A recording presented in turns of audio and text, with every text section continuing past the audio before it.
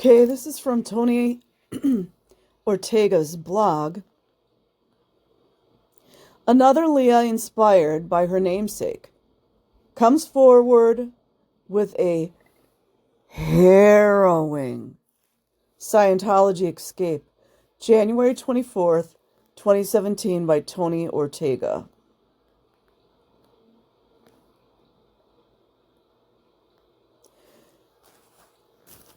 As we explained on Sunday, there will not be an additional special episode of Leah Remini, Scientology in the Aftermath tonight, after all. Last week's second Reddit AMA special episode, which featured Lawrence Wright, Ray Jeffrey, and Steve Hassan, was the final episode of the season. We also haven't received any definitive word yet that a second season is in the works. However, we're definitely still feeling the effects of Leah Remini's breakout hit for the A&E network. Many people who have been holding back with their Scientology experiences, of abuse, have been showing up on social media, hungering to tell their stories. One of those people was Leah Farrow, who gave some of the basics of her story on a Facebook group and then reached out to us. We were anxious to talk to her because her experience intersects with some of our favorite stories from the past, namely the dramatic tales on the high seas with former Sea Org members Valeska Paris and Ramona Diaz Browning in Scientology's cruise ship. It's not a cruise ship. The Free Winds. It's a slave ship.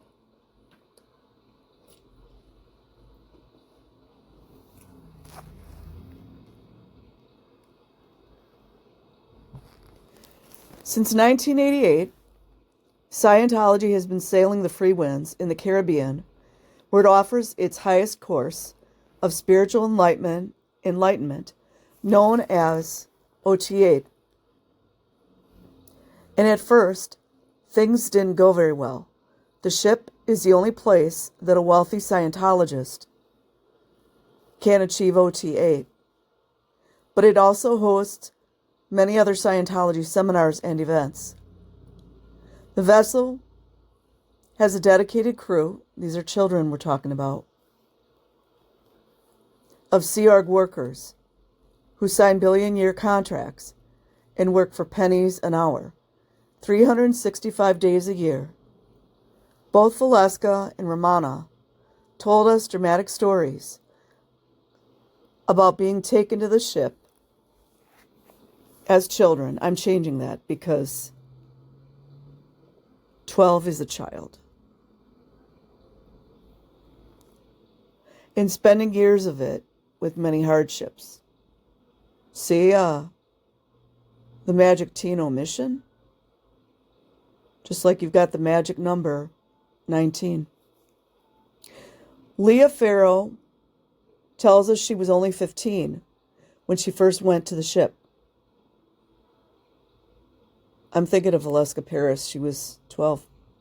She had grown up in Scientology, and both of her parents, that's just name only, were Sea Org workers in Los Angeles when she was born. When she was 10 years old, her family moved from LA to another major Scientology center, the town of Clearwater, Florida. It was there, at only 10 years old, that Leah began taking Scientology courses at the Flag land base.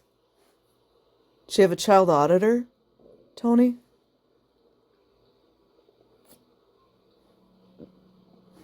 I hear those child auditors are what's bringing in all that money to Scientology, Tony. She says that her experiences as a young Scientologist child, I'm adding that, on course at Flag weren't negative. She enjoyed being with her friends and attending Scientology events. And then at 15, she went with her friends for a 1994 Teen Week event on the free ones. Nothing about this can be good.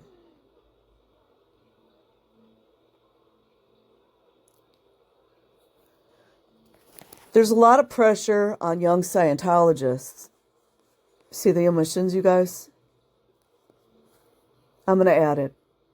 On young Scientologist children, since nobody wants to say the word child, to sign up for the Sea Org and dedicate the rest of their lives and future lives to working around the clock for the organization. To get them to agree to that young church members, you see this no child word? I'm going to fix it up here, you guys. To get them to agree that young children are told that the Sea Org life is not only the most important thing they could do and would actually help save the planet, but they're also given the idea that it's a glamorous life along with its rigor. That's the bait. Wonder how many LAPD have been on that free ones. Don't you guys wonder? I do. And in the case of both Romana and Leah, there were good-looking guys showing them a lot of attention. Were these adult men? Because, from what I understand in Scientology, the 40-year-olds and 50-year-olds really like those teenage girls, which by definition are children still.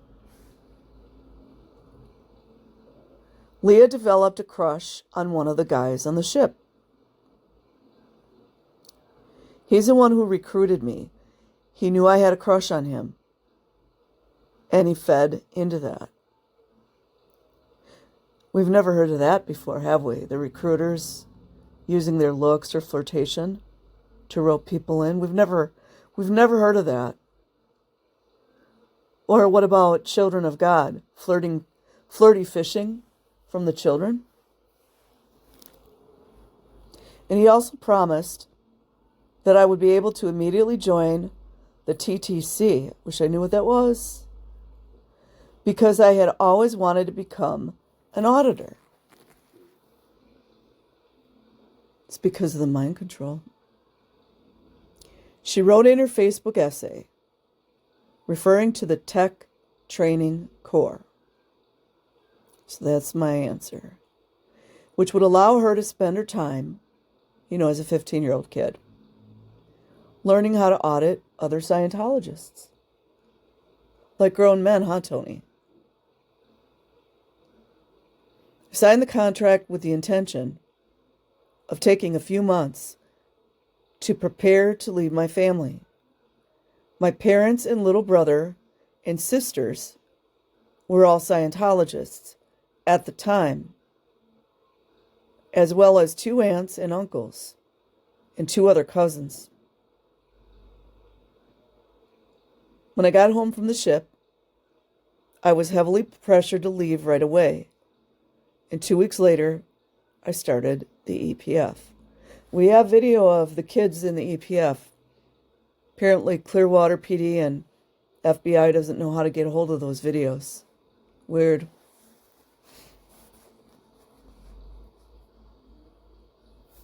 I wonder if she was public.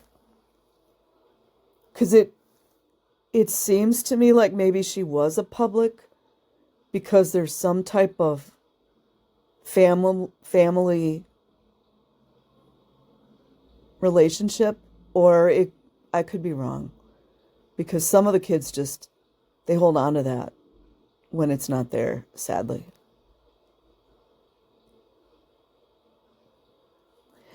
The Estates Project Force is a Sea Org's boot camp. Don't they also do this with, and we've already heard so many stories of I don't know when these started coming out, but the we call it the troubled teen industry now, but there used to be these kind of like boot camp schools that were supposed to straighten misbehaved children out. And we all know a lot of those misbehaved children were heinously abused. I'm not saying every one of them because, sometimes kids just act out. But strange how they're so similar. That's rhetorical. After my EPF, I immediately went to the ship, at 15. That's not a recipe for a problem, is it? Young, beautiful girl. And of course, wasn't put on the TTC. I was put in the call-in unit. I was in the unit for about 2 years, I think. They never give people what they want. They get their money from them, but nobody ever seems to get their own way. My grandmother died in that time and left me about $8,000. We never had enough money to make the calls we were supposed to make on post. Calls were really expensive to make from the ship. All by design. And I was pressured to make it go right. So I used about $6,000 of that inheritance to make calls for my post. I was 15 and 16 during this time, and being yelled at almost daily by my senior. Can't help but think of when Mike Rinder was screaming at Nora. Apparently that's like a very normal in Scientology.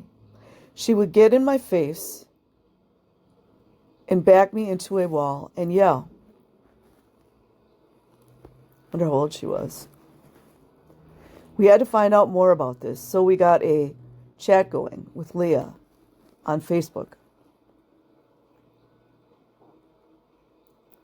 The bunker. Leah, we know that Sea Org members, like kids, make little or no money. But you were actually paying money in your job while you were on the ship, unable to come and go. Our job was to call people, the church that has jobs, who had services already fully or partially paid for, and book them to come to the ship and get the services. A mission from Scientology's INT base in California was on the ship establishing it. There was me, my senior Rose. Was Rose the one screaming at her? And another woman, Justa, in it. Justa was from South Africa, and she was probably in her late 70s. What could go wrong with a woman in her late 70s on a ship in the middle of nowhere?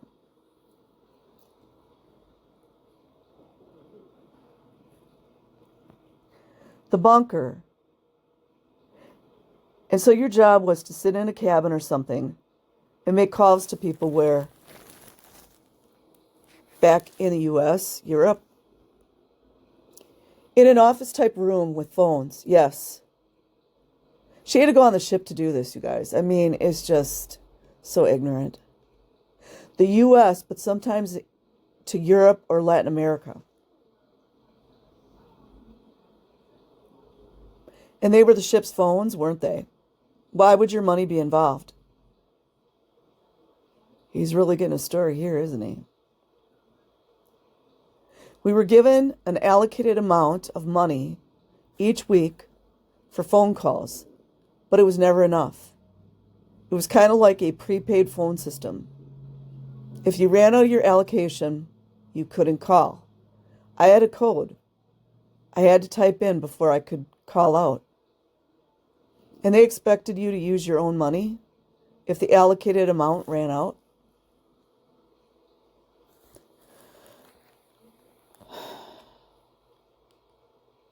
When I ran out, I started putting my money on the code. I was getting yelled at to make it go right, yeah. Our week would end Thursday at 2 p.m.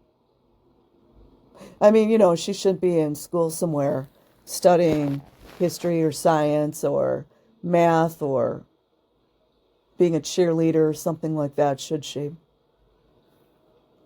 Sometimes I'd run out of my phone allocation by Monday. Calls were so expensive from the ship.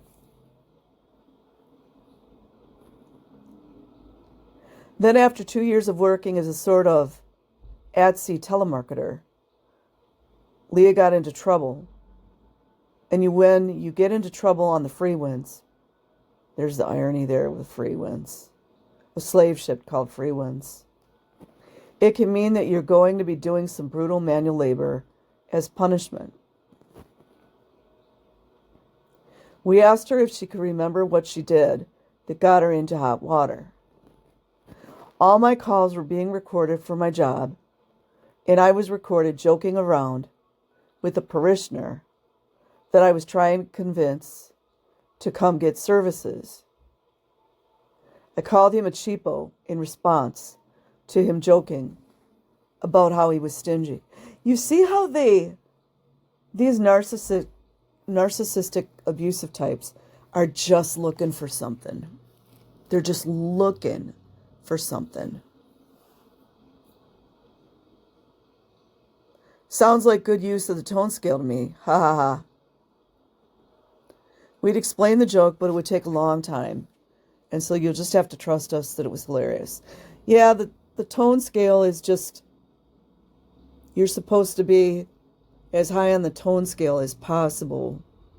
Happy, jovial. That's why we see all these Scientologists, hello. It's not their fault. They're told that they need to stay uptone. And if you're tired or you get sick or you injure yourself, you're very low on the tone scale. And so what was that first punishment? I had to work in the engine room. There we go again. Cleaning things and all. Also sometimes on the decks. Washing the deck, painting, etc. No one was allowed to talk to me except the ethics officer. Ethics officers seem to get a little special treatment, don't they? Was the ethics officer a kid as well? So far in this whole article, I haven't seen the word, well, maybe once or twice, but very few times as child or children been used. No one was allowed to talk to me except the ethics officer and people telling me what to do. It lasted about 3 weeks. Wonder how many kids jumped off the ships. Don't you guys wonder that? And there's no missing report, missing child reports? Because that would just draw black PR or attention. I wonder. I got 10 minutes for meals. I worked my way up on the conditions. Like they have the conditions of doubt, conditions of treason. They've got all these, like 5 or 6 of them. And then was a cabin cleaner for maybe a year. Because, that's what teenage girls need to be doing. They're saving the planet by her cleaning the cabins. Or, all the other teenage girls or boys that are made to clean the hotels in Florida or scrub the floor or clean the dirty linens of the prestigious executives.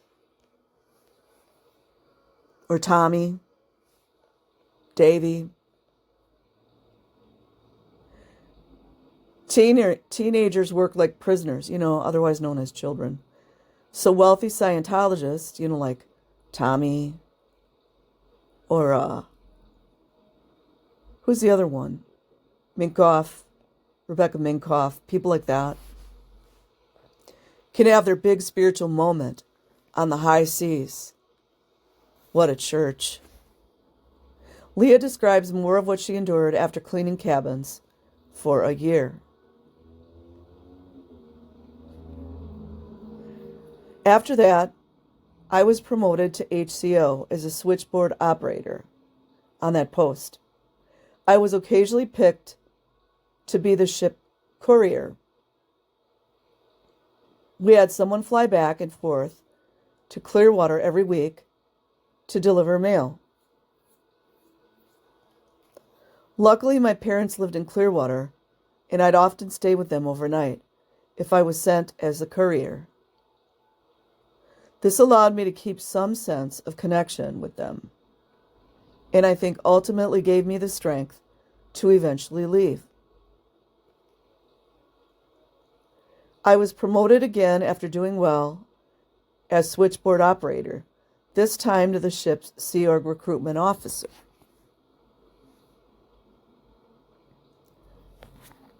Uh-oh. This is when things got really bad. You guys know what I've been saying. I would pull all-nighters frequently. I was face-ripped constantly, often by the HAS, who was a 6'2" Dutch woman, who would also get in my face and back me up against the wall. They love to pick on the kids, don't they? Makes them feel all warm and fuzzy inside.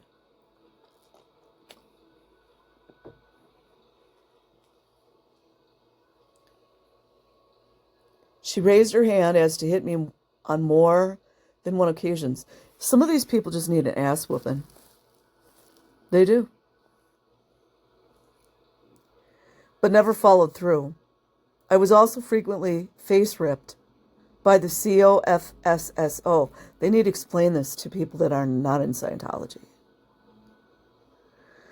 Sharon Weber, the commanding officer of the Scientology entity that ran the ship.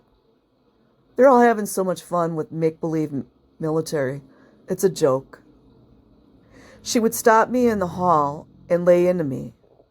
I was constantly being sent to the decks and then back on post and then back to the decks again. They just like playing with people's lives.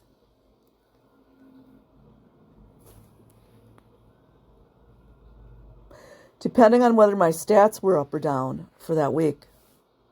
I was encouraged to recruit children. Of course you were. In all these agencies and world governments, recruiting children is like, it's like amazing. People with children over the age of 10.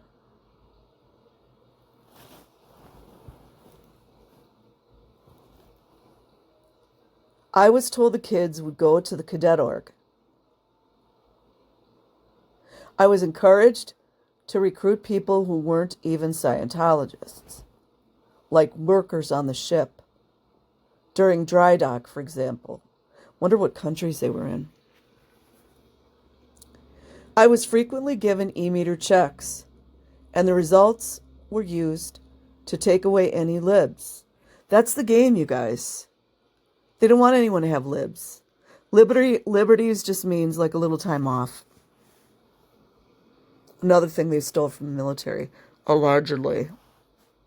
Or CSP, Clean Ship Program, which was personal time. We often weren't paid at all on the ship. Actually, the military gets way more free time, as well as prisoners get more free time.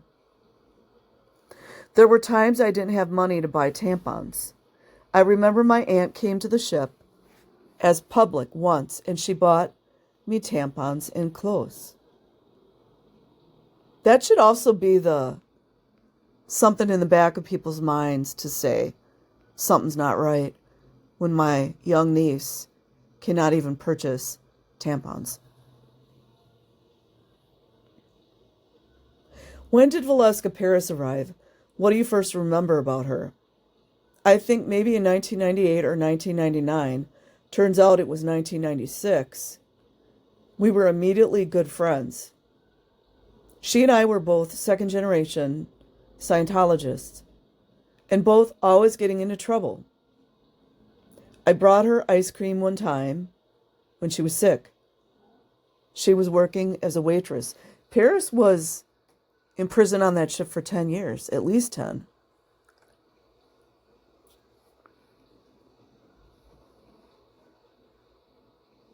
But then the UK councilman that got in trouble for calling Scientology weird. I'm gonna cover that one. And what did you understand was the reason she was on the ship? There was a rumor that her family was antagonistic towards Scientology, but there wasn't much said about it. I didn't know that she had been basically sent there to be hidden from her mother. Valeska's mother had threatened to sue Scientology, and Valeska maintained she was kept on the ship for 11 years as a virtual prisoner in order to keep her away from her family. In most circles, that's like really against the law. It's more like kidnapping what they did. The church denies this, as they always do. Don't you guys wonder who's doing the cover-up of it?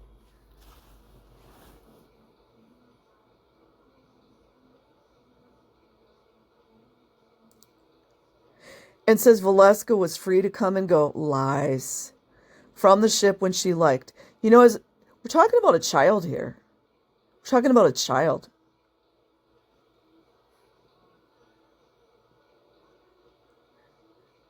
And it produced photographs of Valeska making trips off ship. We were just teenage girls being friends. The juxtaposition of this creepy cult stuff and the normal stuff is odd. And you did get to leave the ship once in a while, right? When the stories about Valeska came out, Scientology claimed that when the ship docked, you guys would get a chance to go on the island and spend some time shopping or whatever. Was that true? Is it just me, you guys, or I feel that's a very odd question to ask as a grown adult man? See, a parental protective father would just be losing his mind about a 15-year-old girl or even two young teenage girls going out onto an island that they don't know as Caucasian or wherever they're at. It doesn't have anything to do with color. But what I'm saying is onto a strange land where they're going to stick out like a sore thumb. They're already being fed off of from predators. Most adult males would have been asking different questions than Ortega just asked. That's just weird to me. My opinion. That he brings up the shopping and stuff. Like, doesn't ask about the child abuse. Doesn't ask that much about, like, how many hour days they were working or where their parents were. You know, like normal people would ask. Sometimes, yes. We had what was called CSP, or Clean Ship Program. It was until noon on Saturdays. If we cleaned our dorm and got an inspection and passed, and we passed an e-meter check, we were allowed to go to the island. Technically, we were supposed to be able to get a day off every other week if our stats were up, but that very rarely happened. I mean, that's why I say some of these folks do need to just get their karma. I think I got the day off maybe 10 times in the almost 6 years. And tell us about recruiting Romana. The story she told us was a lot like yours. She went as a public, then got a crush on a guy on the ship. You guys, isn't that like, to me, it's a weird way to lead a question. That's my opinion. Well, after switchboard operator, I was promoted to the Sea Org recruitment officer, or SORO. Romana liked a guy. I think they got married. I want to know how old the guy was. He helped me recruit her.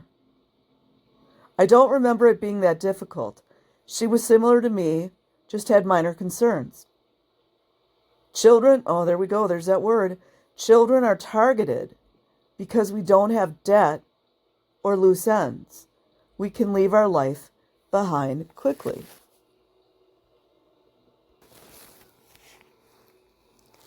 She says her main concern was that she wanted to be a dancer and that going to ship wasn't part of her plans. So someone yelled at her about how saving the planet was a hell of a lot more important. Yeah, by cleaning the engine room. Than her delusional dreams of being a dancer. It sounded harsh.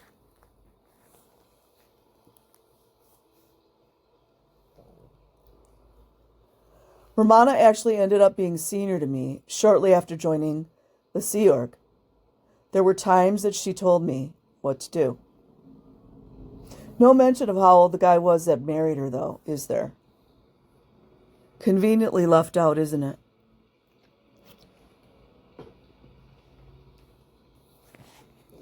Yeah, she did tell us she could be a real hard ass.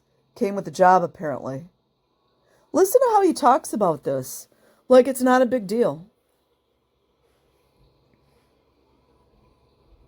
We're talking about children here, you guys.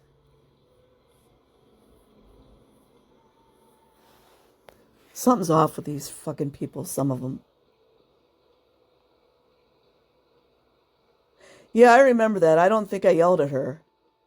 See, she's trying to tell her story of abuse. And then he makes it like it's not a big deal, right? So now she's got to defend herself again. It's always the same story, right? Yeah, I remember that. I don't think I yelled at her. It was probably the COFSS, whatever it is, Sharon Weber. I was always accused of being too soft, basically. I was kind to people in trouble on the decks, and I'd get yelled at constantly for that. Heaven forbid you be kind. I'm going to try not to go off, because Ortega's getting on my nerves. Did you get to be a part of any of the fancy events? Too late. Too late, you guys. Too fucking late. Too late. He's asking these dumb, idiotic questions. I don't know if I'm going to be reading his stuff anymore.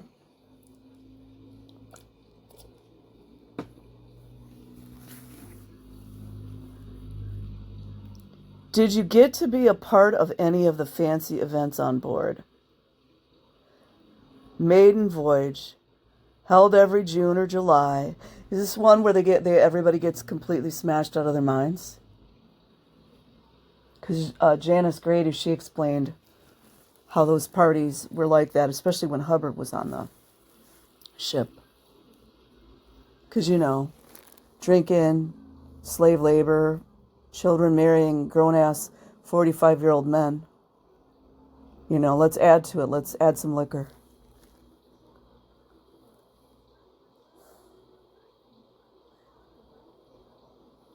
Every June or July to commemorate Scientology first, offering OT8 on the ship in the summer of 1988. Do you guys know if Ortega's a Scientologist?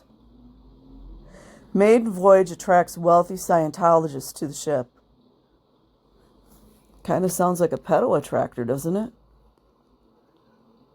I'm not saying every single OT8 person that walks on that ship is, but there's just way too many accounts of this. They get blackmailed as well. Where David Miscavige previews new products for the coming fall. He's not asking him about the abuse, though, is he?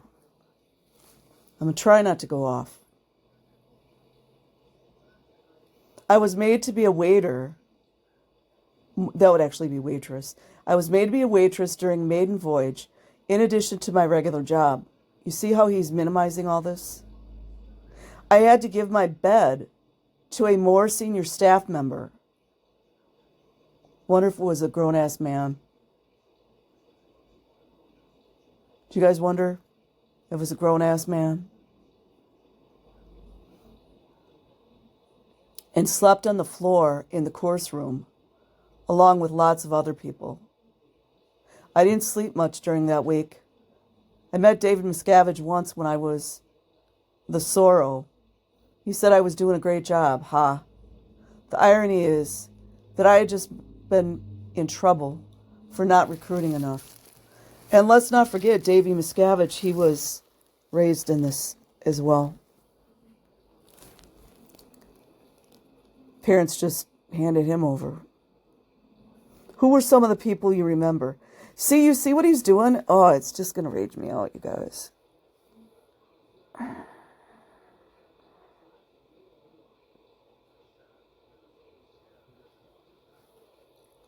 Who were some of the people you remember seeing during those events?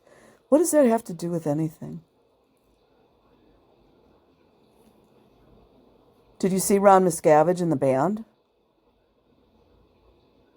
I don't know. It's screaming deflection. It's screaming distraction to me.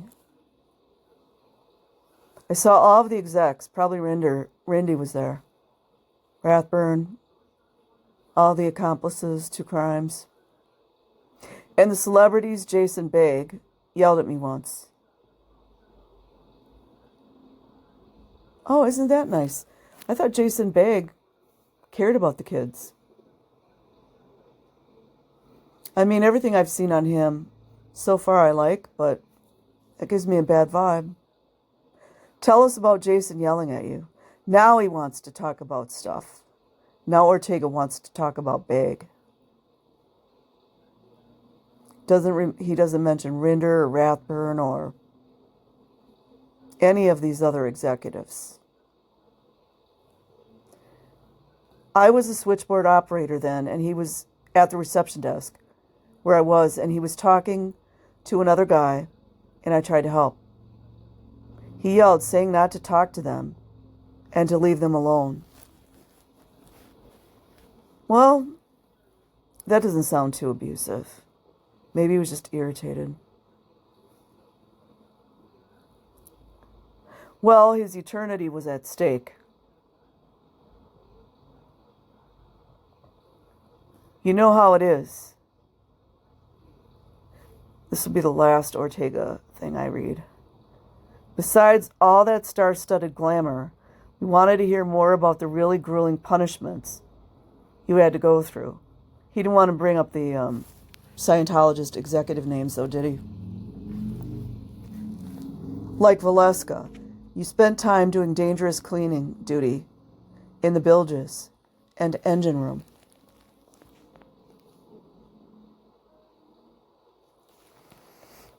I was made to clean the scavenger spaces in the engine room. They are small spaces in the engine itself that filters fuel. They get full of heavy fuel oil, so I cleaned it out with diesel because it's the only thing that works, I was told. The spaces are only big enough to fit your head to, your shoulders. You have to climb up a ladder that's attached to the engine and open a hatch that hangs over the ladder. Then you just put your head in and as much of your body as you can. It's dark and filled with fumes, and it's really hot. I'd wear a plastic bag over my hair to try to not get the heavy fuel on my hair, but it'd get all over me. The only way to get it off was diesel sponge baths. I didn't wear any breathing equipment or anything. Listen to what he says, you guys. I'm looking up at the ceiling, so you know. Incredible. That's what he says, incredible. Incredible, everyone.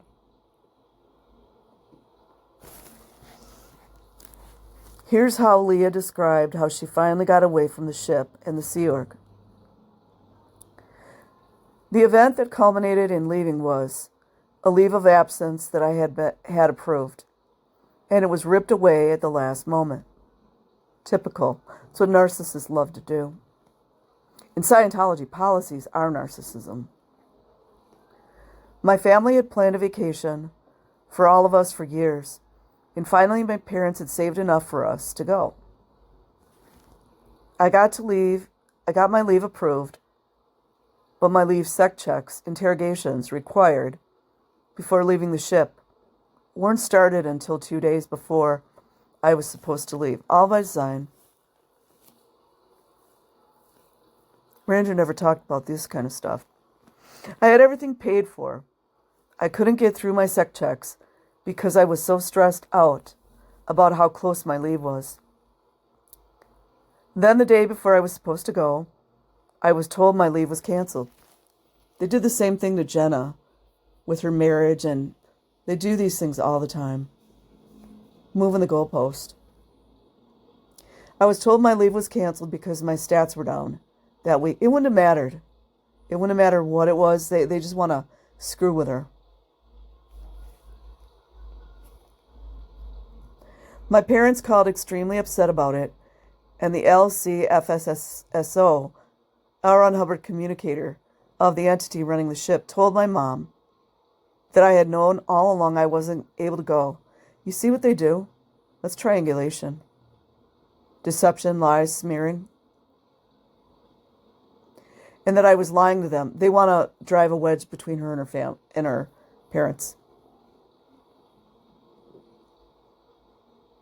My mom yelled at me on the phone. She believed her over me. Something inside of me snapped. And I went up to muster and confronted the LC about lying to my mom. Of course, I was immediately sent to ethics. Isn't this great they do this to kids? And put on the decks and assigned a lower condition. I missed the family vacation, of course. I was determined, though. I didn't have my passport, so I had to have a plan. I worked my way up the conditions, and then I was chosen to go on a courier run. Instead of coming back to the ship, I blew. I bought a plane ticket to Italy. I just always wanted to go there, and that went there for 10 days. Good. I called my parents from a payphone in Florence and just told them that I couldn't tell them where I was, but I was okay. My parents were visited by the SO members about my whereabouts. Apparently, Department of Justice and FBI are just hunky freaking dory with all this stuff. I knew that people would be waiting for me at the airport, like adults. I made it back to Clearwater and to my parents' house. I was visited there by Sea Org members who told me that I just needed to come back to the ship and route out the right way. Don't ever route out. It's a setup. Routing out is a setup. That's going to be my new short. I fell for it. There you go. From the time I got back to the ship to the time I was allowed to leave, it was a little more than 6 months.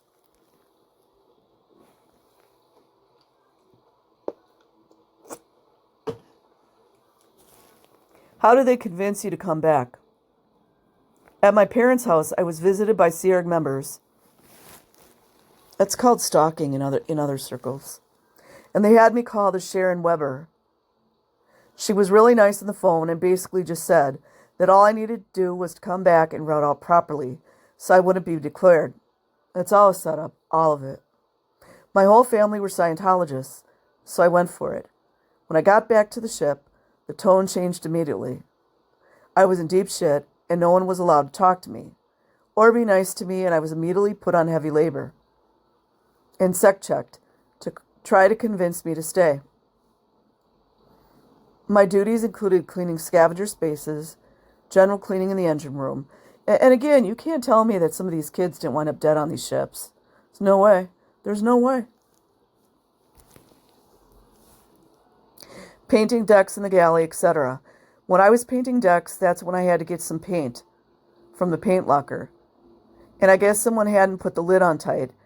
And when I reached up to get it, it tipped and spilled all over me. Then it started burning my eyes. I ran to the shower. Sounds awful. After I came back to the ship, I was put on sec checks. And at first I thought I might want to stay, but I kept having doubts, and I admitted to it in the sec check. I would say that I wondered who would take care of my parents when they were older, for example. It was innocent. I just worried about things like that. It does sound like they really took care of her, though. The CO would put me aside in the hallway and get in my face and yell that I was a liar and a criminal. Kind of like that unhinged woman that was screaming at,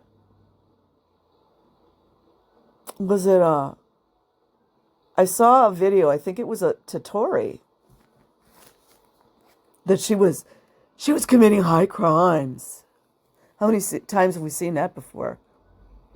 And they kept pressing you for S details. Wait, hold on. Yeah. And they kept pressing you for S details in those interrogations. They were convinced I had S in Italy. I mean, sick. Sick. Sick. It's kind of too bad she didn't, honestly, with the right person. Here's what you wrote earlier about that. I was a virgin. I had never kissed a guy. They did the same thing to Jenna. And whom else did they do that? They did it to a lot of the kids. But they kept hounding me about that one point in my sec check. Kid you not. At one point I thought maybe I had S and hadn't known it. I started thinking, what if I was... I don't mean to laugh. I started thinking, what if I was pregnant somehow? Seriously, I thought I was going crazy. They're gaslighting her. So you were alternating between cleaning greasy engine spaces and being interrogated about your S life day by day. Let's keep in mind she's a child. Because nobody wants to talk about she's a child. There was no end in sight. I knew from having worked in personnel that blue-side risks are a legal issue for them. So in one of my sec check sessions, I implied that I wanted to K myself. That same day, they put me on a 24-hour watch. I was taken out of the engine room and put into an office with a camera. About 72 hours later, they let me go. They don't care about the kid. They just don't want liability. And I mean, a lot of these folks doing this, they're adults. That's wrong. I don't care how much mind control you're under, how many security checks or sleep deprivation you've gone through. That's just wrong on every level of human decency, of humanity. Just like Laura De Crescenzo and Nora Crest, whom I think is Nora Ames now, you had to threaten or attempt bluicide to get them to release you. When they finally fitness boarded me after I threatened to K myself, they gave me two options: the RPF or be declared. Your choice was to go out on the Sea Org's prison program, the RPF force, to be declared a suppressive person, an enemy of the church, and you'd be cut off by all other Scientologists, even your own family members.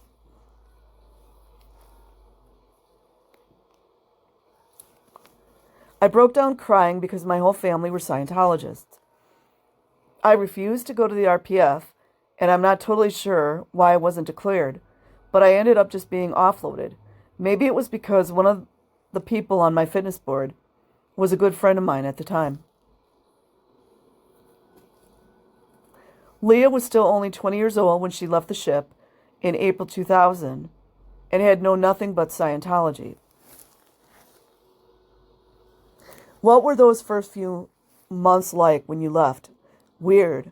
I wasn't used to having so much time. I slept a lot. I learned to drive. It took a while for the lasting damage to really sink in. In fact, it's only been in the last couple of years that I've realized how messed up I was from it. I think I was just so focused on surviving. Did they hit you with a freeloader debt? $65,000.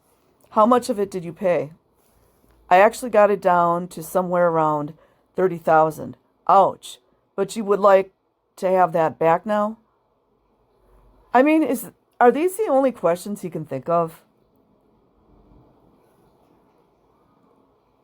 Not about the child abuse. Not about did you go to the authorities to tell them what you went through. Not did you file a police report. Not name the offenders that offended you. Even though yeah, I would, along with a few years. Even though you'd left the Sea Org, you stayed in Scientology for quite a few more years. But then your family started leaving Scientology. Why? Good. My dad started reading Marty Rathbun's blog, which started in 2009. I think that was the first thing. I initially wasn't considering leaving Scientology, but I slowly got to that point around the same time my dad did. This is a good ending. He sort of tested the waters with me, and we both knew we were done. Everyone else sort of followed him. My mom, 2 aunts, an uncle, and my siblings. Except for my sister. She's still in? This article might be an issue then. You know, what a stupid thing to say. Stupid. Dumbass. I haven't publicly spoken out against Scientology until now, really, so this could have repercussions. He couldn't concentrate on the fact that the majority of the family left, and now what a great thing that was that they were reunited. And what's your current situation?